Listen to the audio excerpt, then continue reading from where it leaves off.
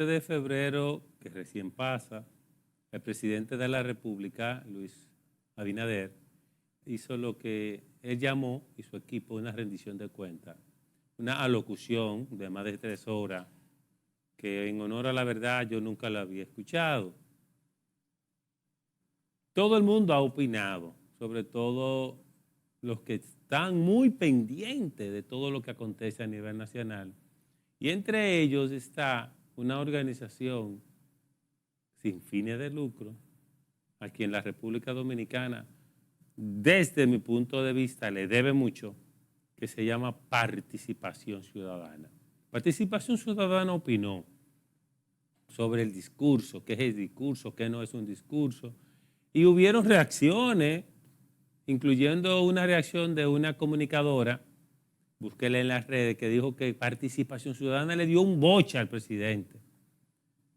Entonces, con todas esas cosas, conociendo yo la capacidad que tienen los representantes de Participación Ciudadana, le pedí el favor de que me acompañe hoy sábado para que hablemos sobre qué es realmente una rendición de cuentas, porque ellos saben, ellos estudian, ellos se preparan. Y tenemos acá a José Abreu, coordinador general de Participación Ciudadana. José, bienvenido. Muchísimas gracias por la invitación. Para mí es un placer y para nuestra institución poder traerle a tu audiencia el mensaje de nuestra organización. Yo te quiero pedir disculpas porque yo hice un introito en el que abordé parte de una realidad que a mí me llama mucho la atención y te voy a confesar algo. Mire, aquí vamos a hablar del tema haitiano, vamos a hablar de qué es un discurso presidencial en función de rendir cuentas, pero mira, José, yo te voy a decir algo. Yo quiero que tú, con todo el respeto que me mereces como profesional y Participación Ciudadana como organización, yo creo que hablemos un poquito de eso. ¿Ustedes le dieron un boche al presidente realmente? ¿Por qué se interpretó así? Y vamos a aprovechar, porque yo tengo esa inquietud. ¿Qué es Participación Ciudadana de cara al país? Y sobre todo, ¿de dónde saca dinero? Sobre todo. Sobre todo, porque eso es lo que más hablan. Que dinero, que la USAID le da dinero. Vamos a hablar claro, porque ya nos metimos en el lío. Y yo necesito que mi audiencia, por lo menos ese regalo nos lo dé hoy Participación Ciudadana, si se puede. De acuerdo. Vamos a comenzar por donde comenzamos. ¿Le dieron en Participación Ciudadana un boche al presidente o fue una opinión en base a las capacidades que tienen? De acuerdo. Realmente fue una opinión objetiva, un análisis del discurso, como lo hemos hecho en años anteriores, en todos los discursos de rendición de cuentas, independientemente de cuál sea la gestión, y donde hemos criticado consistentemente de que hace mucho que el pueblo dominicano no recibe una rendición de cuentas como se concibe una rendición de cuentas, lo que corresponde a una rendición de cuentas. Y como lo manda la Constitución en el artículo 128, numeral 2, literal F, que es una atribución del presidente de la República, hacer una rendición de cuentas del año anterior. Que lo vamos a ver profundidad en un bloque. Correctamente. Ahora yo quiero que tú me respondas esto de Participación Ciudadana porque la gente está inquieta y parecería hasta cierto grado, no digo que esa señora, sino otros comunicadores que yo he escuchado, que hay como un plan como para de medio afectar la imagen de Participación Ciudadana, lo cual va a costar mucho. Siempre hay una famosa estrategia de desacredita al mensajero cuando tú no puedes desacreditar el mensaje. Bien, entonces, por favor, Nada, continúa. Participación Ciudadana es un movimiento cívico no partidista, capítulo dominicano de Transparencia Internacional. Es una institución que se fundó en el año 1993, el 31 de octubre, a raíz de la crisis político-electoral de ese año, que devino después en el famoso acuerdo entre Balaguer y Peña Gómez, donde se repartieron 2 años y 2 años en el 94. A raíz de esa crisis política surgió Participación Ciudadana como un movimiento cívico que iba a observar la transparencia en lo que es la observación electoral o el proceso electoral y garantizarle a la ciudadanía que tenga un proceso electoral transparente y justo. Veníamos de una cadena de denuncias y verificaciones de fraudes históricos y lo que queríamos era traer como institución una garantía a la sociedad dominicana y así surgió. Ese fue el origen de Participación Ciudadana. Participación Ciudadana es bueno señalar que tiene dos componentes fundamentales. El movimiento cívico, que es un movimiento íntegramente voluntariado. Nosotros, yo como coordinador general, los miembros del Consejo Nacional, que eran 12, después de nuestra última reforma recientemente fueron bajados a 9 miembros, son también íntegramente voluntarios. Y las comisiones de trabajo, la Comisión de Justicia, que analiza los aspectos en materia judicial del país, la Comisión de Análisis Político, la Comisión de Transparencia, todas esas son comisiones de trabajo que también son integradas íntegramente por voluntariado, personas que aportan a la sociedad mediante la institución, vía la institución, horas de trabajo de su profesionalidad para aportar al país en base a una visión que tienen coordinada. O sea que los pagados en participación ciudadana es una minoría administrativa. Los pagados, obviamente, hay una parte que ya es... Los asalariados. Los asalariados, los colaboradores que reciben salarios, sí, que muchos también son miembros del movimiento cívico, ya operan en lo que es la parte ONG.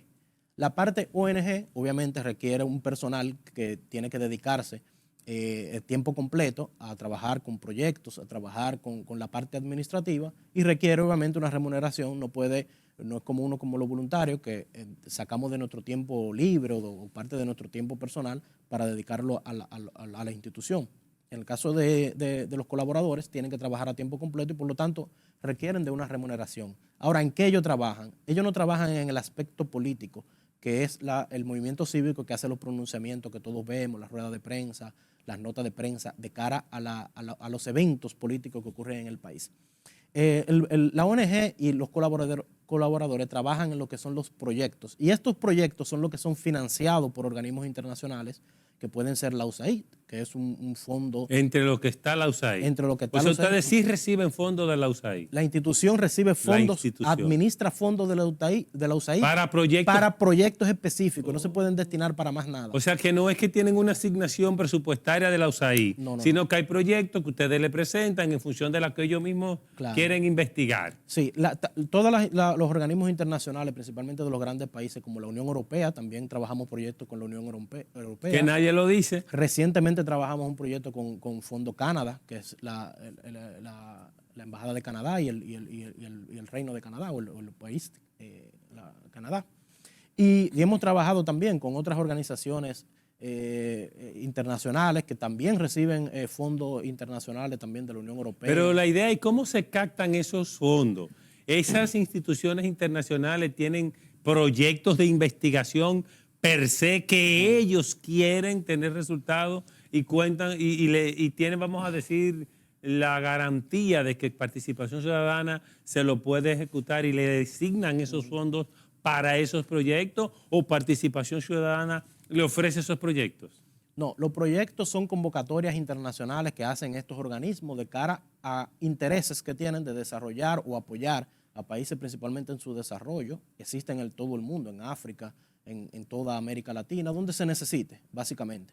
Hay proyectos que van dirigidos a muchísimas cosas, a temas medioambientales, a temas de energías renovables, a temas de hambre, principalmente en África, donde hay problemas. Normalmente se convocan proyectos relacionados con los problemas que tienen en cada región.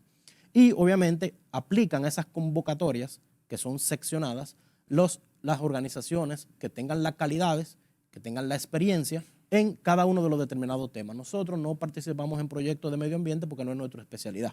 Ahora, en proyectos de transparencia, fortalecimiento institucional de justicia, seguridad ciudadana, de género, apoyo a política de género, nosotros sí participamos en esos proyectos porque tenemos experiencia y es lo que trabajamos, es parte de nuestro objeto como organización. Entonces, cuando ellos hacen la convocatoria de su proyecto, nosotros presentamos un perfil.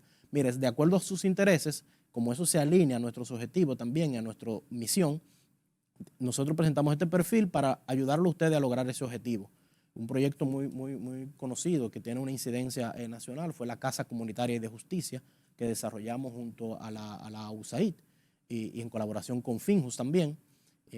USAID financió ese proyecto. Eso quiere decir, yo sé que esas empresas que financian esos proyectos fiscalizan esos organismos, claro, fiscalizan entonces sus recursos. Claro, tenemos doble fiscalización porque nosotros auditamos como institución integridad de nuestros estados financieros, pero ellos también auditan su proyecto con otros tipos de auditores internacionales, puede ser Deloitte, puede ser St. John o cualquier otra firma grande de auditoría. Cada financiador audita su proyecto de manera interna y externa, y nosotros también auditamos la institución de manera general con auditores externos, y esos estados financieros auditados están publicados en nuestra página, en el portal de transparencia, que aunque no tenemos obligación legal de hacerlo, ahí está publicado igual como cualquier institución pública, como si tuviéramos una obligación. O sea, todos esos fondos que ustedes reciben para esos proyectos, ustedes lo auditan y están ahí en la página de transparencia de ustedes. Y están los resultados de esos proyectos que no tienen incidencia en Y cada dominicano que quiera tiene acceso a eso. Tiene acceso. Solamente tiene que ir a la página de participación ciudadana, transparencia y buscar el proyecto que entienda. Buscar ahí los estados financieros. En los estados financieros en la nota dice cuáles son los fondos restrictos. Son fondos que se pueden dedicar únicamente a esos proyectos. No se pueden destinar a más nada. No podemos comprar abrir una oficina en Santiago, no podemos. De hecho, cerramos en el interior algunas oficinas que tuvimos por falta de recursos, porque esos recursos son exclusivamente para los proyectos y no se pueden destinar a más nada. Y van en beneficio no de participación ciudadana, sino en beneficio de las comunidades a las cuales se llevan estos proyectos, como el que te mencionaba de la Casa Comunitaria de Justicia, que hoy ya se constituyó en una entidad independiente, ya salió como hijo de participación ciudadana y se constituyó y logró su independencia. Y esto lo hizo porque ellos necesitaban colaborar con el Ministerio Público, con la Procuraduría, con la Policía, para crear esta casa comunitaria que van destinada a la resolución de conflictos en las diferentes comunidades, porque tú tienes que entender que la criminalidad, en el marco del proyecto que nosotros desarrollamos, el proyecto de acción ciudadana por la seguridad y la justicia, el PAS, financiado por USAID, eso fue un proyecto hermoso en materia de seguridad ciudadana, que la inseguridad, la mayor cantidad de homicidios son por problemas de convivencia entre personas, más que por crímenes. Y estas casas van destinadas a resolución de conflictos en las comunidades, y ellos requerían fondos públicos en colaboración con la Procuraduría, y nosotros tenemos prohibido la recepción de fondos públicos dentro de nuestros estatutos, y por esta razón ellos necesitaron salir de nuestra sombrilla y constituirse en una entidad independiente, y así funciona hoy en día. Nosotros nos vamos a pausa comercial y al volver con Joseph Abreu, coordinador general de Participación Ciudadana, yo quiero que toquemos el tema de transparencia internacional.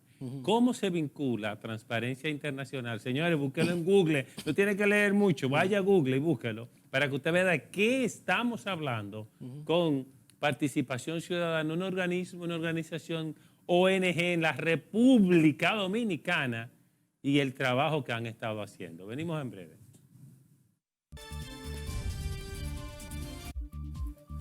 Estamos conversando con Joseph Abreu, coordinador general de Participación Ciudadana. Y le decíamos antes de irnos a la pausa, Joseph, ¿cómo se vincula Transparencia Internacional a Participación Ciudadana? Sabiendo quién es Transparencia Internacional. Sí. Transparencia Internacional es una organización obviamente internacional que trabaja en la lucha contra la corrupción y en fomento de la transparencia a nivel mundial. Y se vincula a Participación Ciudadana. Nosotros fuimos fundados en el 93, pero fuimos designados como capítulo nacional en el año 2007, a raíz de que éramos la institución de mayor jerarquía en el país que se dedicaba a la lucha contra la corrupción, en búsqueda de la transparencia. Era el mismo objetivo principal al cual se requería como requisito transparencia internacional, y ahí iniciamos entonces los trabajos y la coordinación para ser sus representantes a nivel nacional en el año 2007.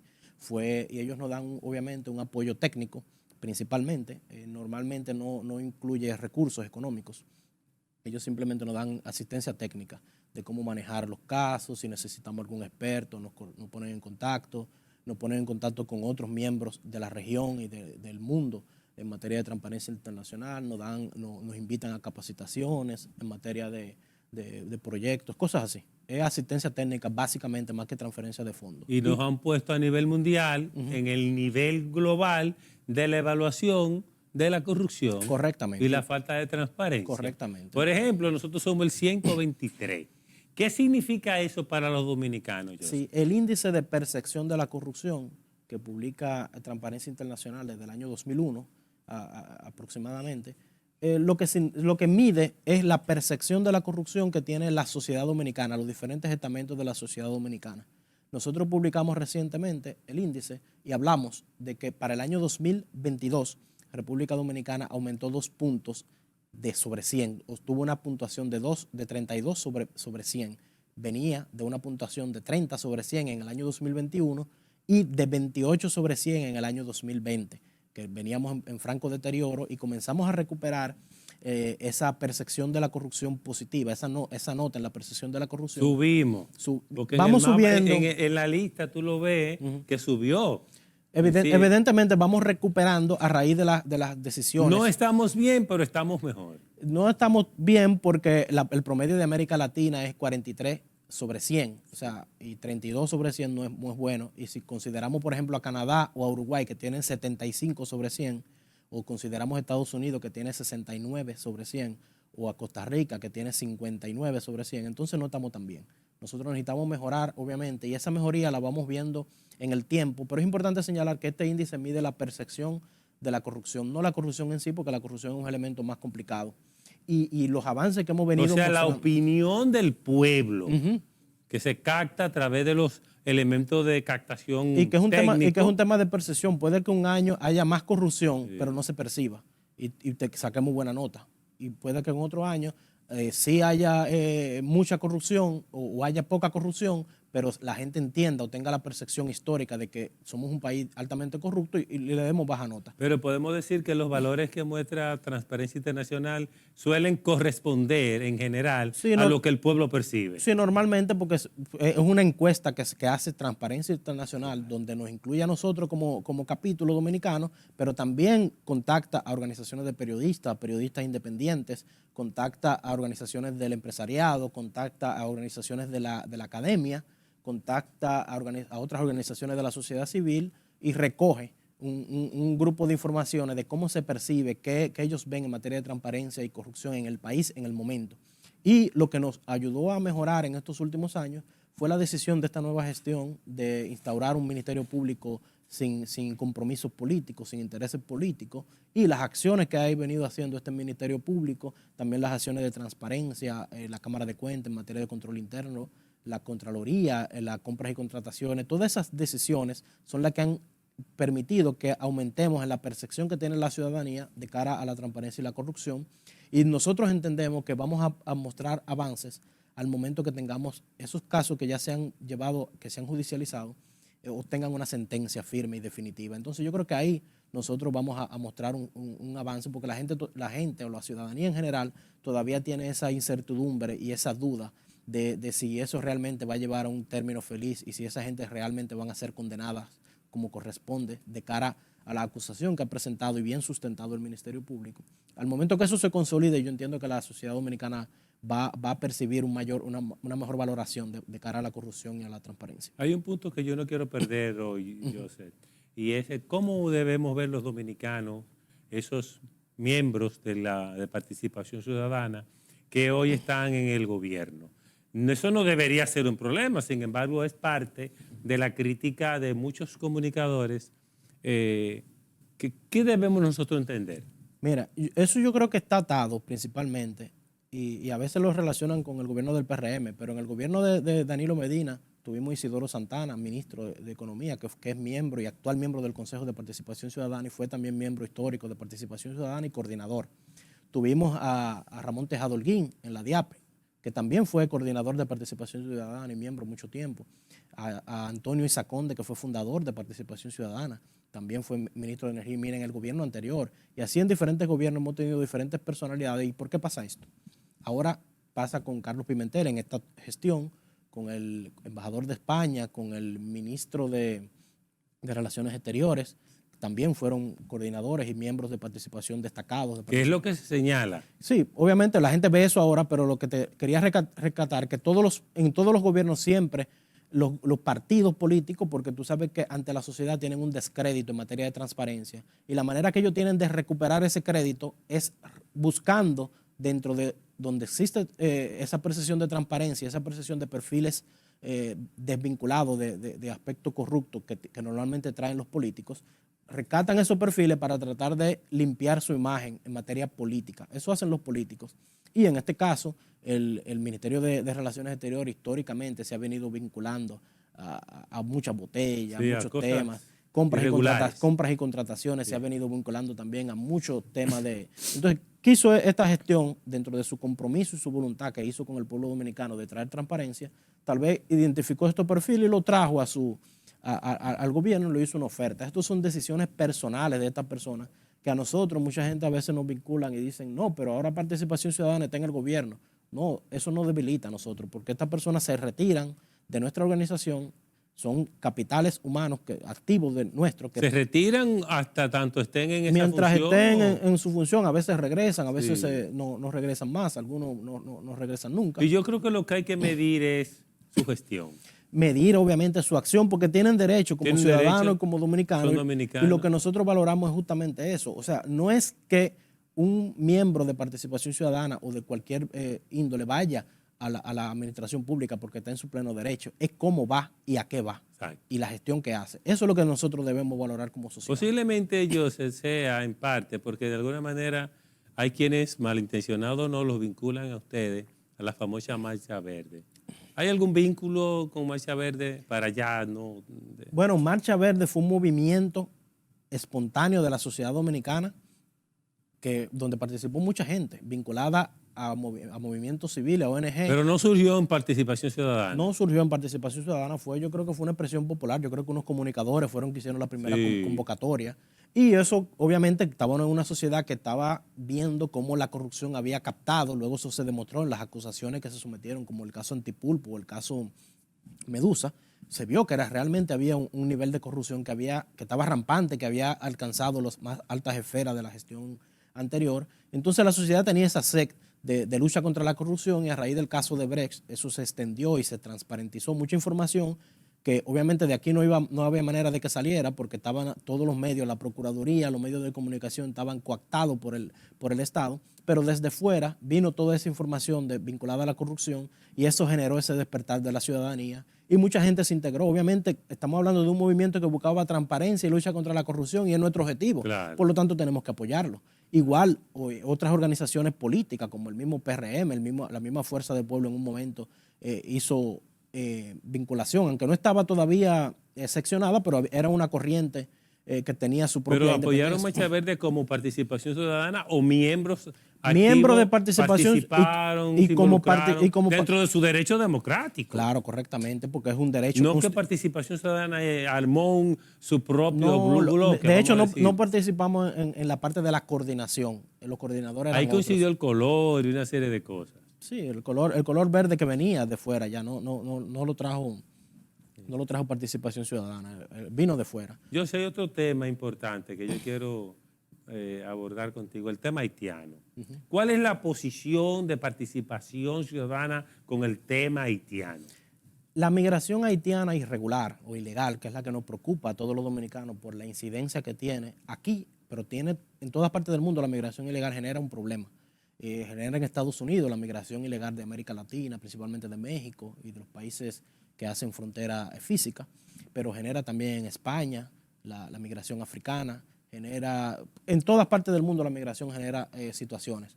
Aquí nosotros hemos fijado posición pública y apoyo a la posición del gobierno de cara a la potestad y la soberanía que tiene el Estado Dominicano de aplicar las leyes de migración y los protocolos de migración y deportar a todo el que esté de manera irregular, que es lo que nosotros hemos exigido, que se respeten los derechos humanos en estos procesos y que no se haga de manera indiscriminada, que no se haga, por ejemplo... ¿Qué es para ustedes respetar los derechos humanos en forma práctica? Bueno, no deportar, por ejemplo, niños. Hay acuerdos internacionales que establecen protocolos donde tú no puedes deportar niños solos. No deportar niños solos, pero sí con sus padres. Obviamente, uno de los dos, en familia se hace, pero que se vea caso a caso. Aquí lo que normalmente ocurre es que se tira una redada en una esquina, se lleva un grupo de haitianos que están ahí haciendo venta ambulante, por ejemplo, están trabajando en una construcción, pero a lo mejor ellos dejaron unos niños cuidándolo con una vecina, entonces se lo llevan, no le pueden informar a su familia, dejan a esos muchachos solos ahí abandonados, tú no sabes qué pasó. Eso no le conviene ni siquiera al Estado. O sea, eso es una medida abusiva. Entonces después llevan a todas estas personas reunidas de manera indiscriminada, a veces presentan documentos y no se los reconocen, como quiera lo montan y lo llevan al famoso centro vacacional. Allá lo tienen en condiciones inhumanas, en condiciones que no son naturales para la dignidad humana y para el respeto. Tú estás hablando hipotéticamente, no que es así, literal. Es así. Si tú vas a estos centros o miras la forma en la que se hacen estas redadas y estos centros donde se llevan a estas personas, tú ves que están ahí aglomeradas. Lo vimos mucho en el caso en el marco de la pandemia, donde aglomeraban un grupo de personas sin medir ni siquiera los riesgos que pudieran tener, y luego lo montaban en un proceso de deportación. Normalmente los procesos de deportación en todas partes del mundo donde hay un Estado de Derecho que se garantiza, llevan un proceso judicial que lo intermedia, que conoce el caso y revisa caso a caso por qué es que usted entró al país, en qué condición entró, porque cada quien tiene una realidad distinta. Y hay personas que entraron ahora mismo y que son tal vez delincuentes, y hay personas que tienen aquí 20, 15 años siendo tal vez de manera ilegal y ya tienen hijos con pareja con dominicanos. O sea, tú tienes que ver caso a caso, entonces no se está haciendo eso. Y eso es lo que nosotros mandamos, que se respeten los derechos en estos casos.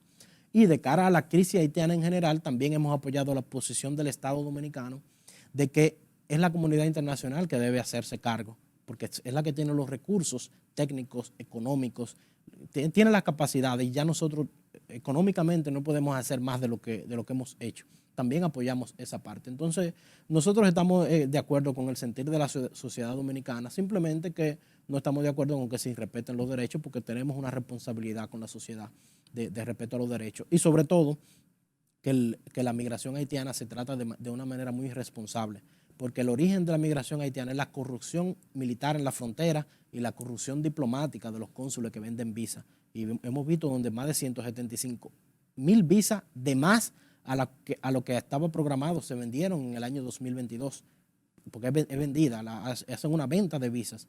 Y tú sacas a una persona, y hemos recogido testimonios reales de personas que son apresadas, llevadas al famoso centro vacacional, deportadas, y no duran 3 días en estar aquí nuevamente pagando un esquema de corrupción. Entonces, nosotros pagamos los procesos de deportación con nuestros fondos, porque esos fondos, el proceso de deportación, imagínate que cuesta 5,000 pesos deportar cada ciudadano dominicano, 6,000 pesos, 1,500 pesos, 2,000 pesos, lo que cueste. Lo pagamos nosotros con nuestros fondos, pero quienes cobran de allá para acá son los militares cuando lo dejan entrar en la frontera. Entonces ahí es que hay que atacar el problema real de la migración en esa mafia que hay, tanto en los consulados y los militares en la frontera, y no nosotros tener ese discurso supuestamente nacionalista que realmente no tiene una solución al problema real. Cuando volvamos, vamos a terminar ya en el tercer bloque, concluyendo nuestra conversación con Josh Abreu. Quédese ahí.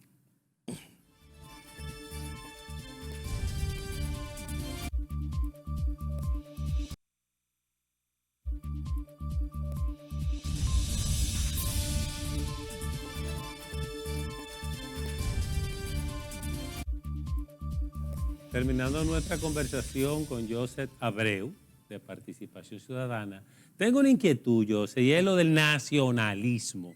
Estamos en televisión nacional. ¿Qué es lo que tú quieres decir?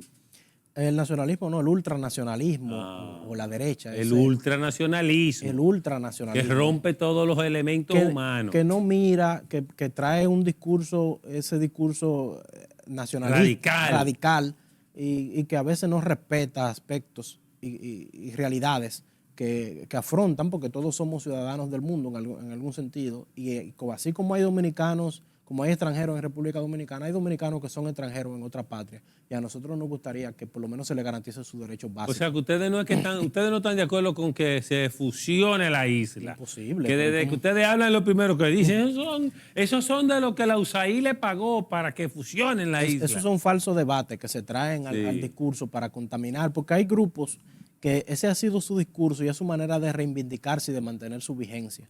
O sea, si el discurso se acaba, si ellos no mantienen esa narrativa, esa retórica en la palestra pública, entonces ellos pierden vigencia y tienen que desaparecer, como ya le corresponde a la gran mayoría, porque no tienen más nada que aportar. Y en ese debate lo que hace es que contaminan cosas que no tienen nada que ver con lo que es un nacionalismo de verdad, que es una decisión que tiene que hacer cada dominicano en apoyar a un crecimiento, a un progresismo de la sociedad dominicana, a un progresismo en materia institucional, en materia de derecho, y que cada dominicano tengamos cada día más una República Dominicana mejor. Y yo entiendo que no aportan a ese debate, sino que lo contaminan. Y eso es básicamente lo que nosotros atacamos, esa forma en la que se pretende contaminar muchas cosas que no tienen absolutamente nada que ver, ni que representan un riesgo, como ellos plantean para la soberanía, y hablan sobre temas conspiracionistas, de supuestos planes de fusión. ¿A quién se le ocurre? ¿A quién se le ocurre y en qué parte del mundo se ha planteado algo similar? O sea, eso son cosas absurdas que yo creo que a nadie le convienen y nadie debe fomentar. Pero, por ejemplo, la ley esta que propuso el presidente de trata de personas, cuando tú evalúas los 27 elementos que se involucran, yo lo hice, ¿a quién más beneficia a los hermanos vecinos? De alguna manera u otra, No, porque son los inmigrantes, pero... Lo que pasa es que la trata aquí principalmente es de explotación sexual de mujeres y normalmente las nacionalidades son más colombianas, son más venezolanas. Y lo hemos visto, recientemente salió la operación Cataleya. Sí. A principios de año surgió una condena de la operación Casablanca en Santiago, donde también se desarmó una estructura de trata, y esta ley busca atacar esto. Incluye la migración ilícita, porque normalmente la trata incluye un proceso de migración ilícita donde se le ofrecen a estas mujeres que vengan aquí a conseguir un supuesto trabajo. O sea, que ustedes legal. Aprueban esa ley que... La ley no tiene absolutamente nada que ver ni representa un riesgo. Los beneficios que plantea la ley de trata para las víctimas de trata tienen que estar en el marco de una investigación de trata donde hay una persona condenada por trata. ¿Y de dónde sale entonces que vincula a los hermanos vecinos? Lo vinculan porque hay el aspecto del tráfico ilícito y se supone que como la ley establece, por ejemplo, porque la ley es parte de un convenio internacional para luchar contra un crimen que es multinacional y que tiene incidencia en el mundo entero. Entonces, las modalidades de trata, hay algunos países como Brasil o como África, donde hay mucha incidencia en la trata de personas de explotación laboral. Pero eso es una trata de personas donde hay organizaciones criminales que explotan y generan una esclavitud en materia de explotación laboral. No es que un inmigrante ilegal vaya y trabaje por un salario menor, eso no es trata de personas, porque ahí no hay una persona obligándolo a trabajar y beneficiándose continuamente de eso. Y si nosotros vamos a considerar víctimas de trata a una persona ilegal que trabaja y recibe un bajo salario, tendríamos que someter a la justicia al empresario que lo está contratando para poder considerarlo a él como víctima. Y eso obviamente no es lo que plantea la ley. Lo que yo entiendo también, yo sé de que estamos funcionando sin esa ley. Entonces yo entiendo que por lo menos por estamos un tiempo, funcionando deficientemente, porque hay que conocer, bueno, por ejemplo, sí, pero conocer, por ejemplo, que en el caso reciente de la operación Casablanca en España, muchos de los fiscales tuvieron que llevarse a la víctima a su propia casa porque no había recursos para llevarla a un centro de protección a esta víctima. Allá en España. Aquí. En la Avenida España. La operación Casablanca en Santiago. En Santiago. Que recibió una condena reciente. Las víctimas de esa operación Casablanca en Santiago, muchos de las fiscales tuvieron que llevarse a las víctimas a su casa para protegerla porque estaban en un proceso judicial, la necesitaban como testigo y necesitaban protegerla y no tenían los recursos ni los mecanismos porque la ley no lo prevé, no recoge nada de esto. Pero tampoco la ley recoge ni prevé las nuevas modalidades de trata por internet, la forma de criminalidad en la que se vinculan los crímenes, ni hace un vínculo con el tráfico ilícito cuando su objetivo final es la explotación en busca de beneficio, que es lo que se define como trata. No el tráfico ilegal. Entonces, a mí lo que me parece, Joseph, es que se presta a interpretación. Se presta a interpretación. Y a que lo utilicen quienes han utilizado hasta ahora para traerlos desde su casa, desde su país y soltárnoslo a nosotros en la calle. Nosotros hicimos un esfuerzo y en nuestra página también están publicados como parte de nuestros estudios 2 estudios relativos a la trata de personas. Uno realizado en 11 municipios de República Dominicana, principalmente de explotación sexual de niñas dominicanas, de zonas rurales, de extranjeras, principalmente venezolanas, que son explotadas sexualmente, y el estudio se llama Lucha contra la Marea, un estudio en 11 municipios sobre trata de personas. Hicimos otro estudio también más amplio, lo pueden buscar en nuestra página, en la sección de ¿qué hacemos? en proyectos, en estudios, y ahí colocan en el filtro trata de personas y le van a traer todos los estudios que hemos publicado sobre eso. ¿Y coincide con muchas haitianas? Hay personas haitianas, pero no son tantas, porque la incidencia, como te dije, no es tanta. Y las principales son niñas que son explotadas en Boca Chica o en Sosúa con fines de explotación sexual. Entonces, las víctimas de trata, por ponerte una idea, en 2 años fueron 483 víctimas de trata que nosotros tuvimos en un plazo de 2 años. Y de esas 83 eran niñas. Y de esas la mayoría eran de nacionalidad haitiana. Yo no quiero que el tiempo se agote sin que tratemos el tema de los dominicanos que se quedaron sin patria. Así que le pudiéramos llamar. Sí, ¿Cuántos que son y quiénes son? A raíz de la sentencia 168-13 del Tribunal Constitucional y la interpretación que hizo sobre el tema del tránsito, hubieron un grupo de dominicanos de origen haitiano. Dominicanos. Dominicanos de origen haitiano que tenían sus cédulas, documentos. ¿O de haitiano nacido en territorio dominicano en condición ilegal? No, porque ahí es que viene. La interpretación que se le dio es que la condición ilegal de sus padres, que se le transfirió a una ilegalidad supuesta a ellos y se le consideró como tránsito.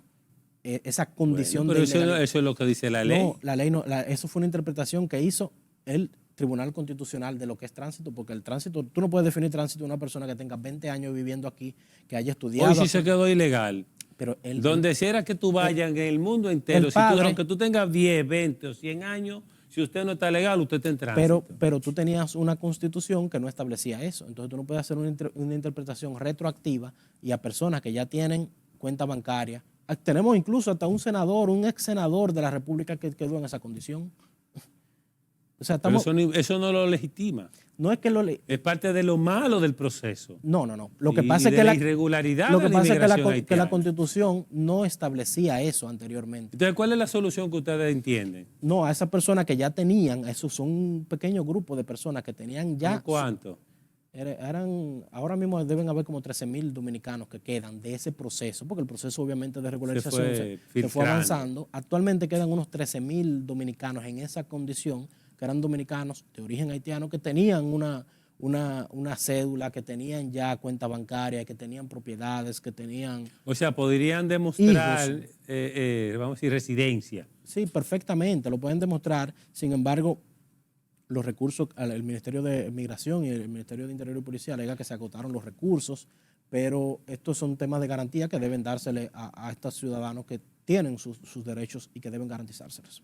¿Y ustedes han estudiado profundamente esos casos y sí ameritan una atención? Sí, aplican. Nosotros publicamos también un estudio en relación del impacto de la ley 169-14 que lo pueden encontrar en nuestra página y ahí entender la problemática, porque tienen que entenderla y tienen que entender lo que ocurre con esos ciudadanos. Y que ustedes están hablando en ese caso, según te acabo de interpretar, particularmente de esos que ahora quedan unos 13,000. De esos grupos que fueron vulnerados no por esa para decisión. Todo el que venga y el que entre, en lo absoluto. Y que se agarren de eso y le inventen un...